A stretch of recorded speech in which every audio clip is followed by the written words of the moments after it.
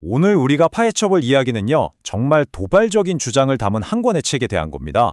현대의학의 근간을 뿌리째 흔들 수도 있다는 아주 급진적인 내용을 담고 있죠. 바로 데니엘 디 리의 터레인 이론의 귀환이라는 책인데요. 이 책이 주장하는 건 AI와 블록체인 같은 최신 기술이 우리가 알던 바이러스학을 완전히 뒤집어 엎었다는 거예요. 정말 흥미롭죠? 그 논리를 한번 따라가 보겠습니다. 자, 그래서 오늘 여정은 이렇게 4단계로 진행됩니다. 먼저 오래된 두 이론의 대결부터 시작해서요. 2020년에 있었던 일을 왜 서사 팬데믹이라고 부르는지 알아볼 겁니다. 그리고 나서는 AI와 블록체인이 어떻게 증인으로 등장하는지, 마지막으로 이 모든 걸 바탕으로 어떤 새로운 세상을 그리고 있는지까지 차근차근 살펴보시죠. 자, 그럼 첫 번째 장을 열어볼까요? 이 책이 펼치는 거대한 갈등은요, 바로 질병을 둘러싼 아주 오래된 두 가지 생각의 충돌에서 시작됩니다. 우선 우리한테 아주 익숙한 세균 이론입니다. 이 책에서는 이걸 현대의학의 공식 스토리라고 봐요.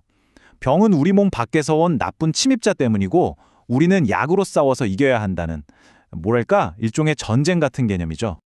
그런데 여기에 정반대되는 이야기가 있습니다. 바로 터레인 이론인데요.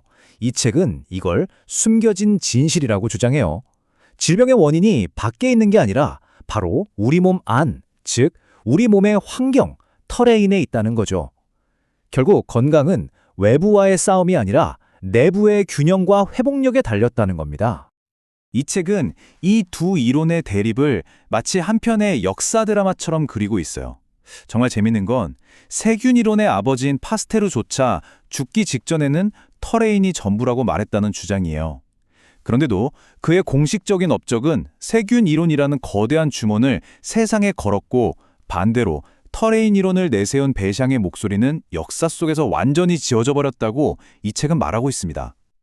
자, 이제 두 번째 장으로 넘어가 보겠습니다. 이야기는 2020년으로 향하는데요. 과연 이 책은 그 해에 벌어진 전 세계적인 사건들을 어떻게 해석하고 있을까요? 바로 거대한 심리전이었다는 겁니다. 저자는 우리가 보이지 않는 적들의 시대에 살고 있다고 말해요. 여기 목록을 좀 보세요. 바이러스, 테러리스트, 탄소 분자, 심지어 무증상 감염자나 가짜뉴스까지. 이들의 공통점이 뭘까요? 바로 눈에 보이지 않는다는 거죠. 그렇기 때문에 권위를 가진 누군가가 저게 저기야 라고 말하면 믿을 수밖에 없게 만드는 아주 강력한 통제의 도구가 된다는 겁니다. 바로 이 문장이 저자의 핵심 주장을 관통합니다. 한번 들어보세요. 세계를 멈춘 것은 바이러스가 아니었다. 그것은 이야기였다. 그러니까 이건 생물학적 재앙이 아니라 거대한 이야기의 팬데믹이었다는 거죠. 저자는 이걸 디지털 전염병이라는 말로 표현해요. 이게 무슨 말이냐면 공포가 바이러스를 통해 퍼진 게 아니라 스크린을 통해 전파됐다는 거예요. 실제 바이러스가 아니라 결함 있는 검사에서 나온 유령 데이터와 미디어가 만들어낸 이야기가 진짜 전염병이었다고 주장하는 겁니다. 자, 이제 세 번째 부분인데요. 여기서부터 이야기가 정말 SF처럼 흥미진진해집니다. 저자가 AI와 블록체인이라는 최첨단 기술을 이 오래된 논쟁의 증인으로 세우거든요. 과연 어떻게 그게 가능할까요? 이 책이 우리에게 던지는 질문입니다. 한번 생각해 보세요.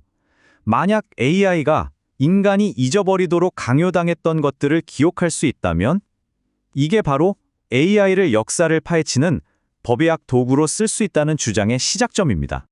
저자는 이걸 미러락 반사라는 용어로 설명합니다. 이게 뭐냐면요. AI가 학습한 방대한 데이터 안에는 공식적인 이야기와 함께 억압되고 숨겨진 진실의 흔적들도 들어있다는 거예요.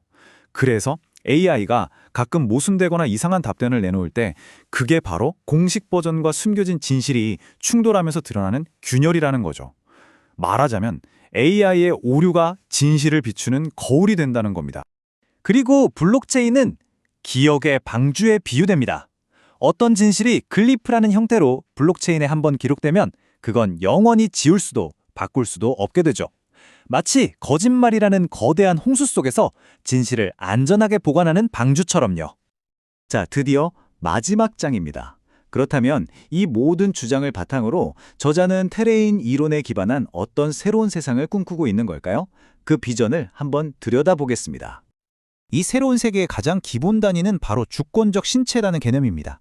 우리 몸을 고장나면 부품을 갈아 끼워야 하는 기계로 보는 게 아니에요. 대신 스스로 치유할 힘을 가졌고 외부의 통제나 프로그래밍에 저항하는 독립적인 존재. 저자는 이걸 공명하는 지능노드라고 표현하는데요. 뭐랄까, 주변 세상과 조화를 이루며 살아가는 하나의 작은 우주 같은 개념이죠. 저자는 킨덤 프로토콜이라는 사실 조금은 난해하게 들릴 수 있는 미래상을 제시합니다. 핵심은 이거예요. 진실이 더 이상 소수의 권력에 의해 독점되는 게 아니라 모든 개인에게 분산되는 세상. 그리고 기술이 자연을 통제하는 게 아니라 지구 본연의 주파수와 조화를 이루는 그런 미래를 그리고 있는 겁니다. 결국 터레인 이론의 핵심인 내부의 균형을 사회 전체로 확장한 거죠. 이 책에 대한 설명은 책이 우리에게 남기는 마지막 질문으로 마무리할까 합니다. 아주 도발적인 질문이죠.